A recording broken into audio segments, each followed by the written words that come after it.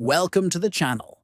Today, we are going to show you how to add an email address to your Line account. This simple process helps you secure your account and makes it easier to recover your login information if needed.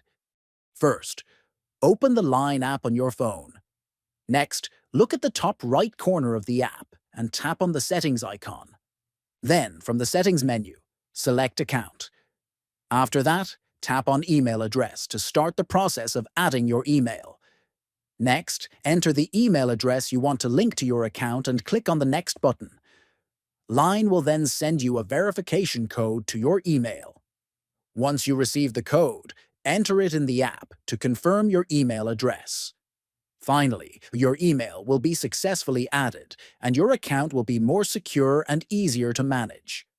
Adding an email to your Line account is quick and ensures your account safety while making password recovery easier.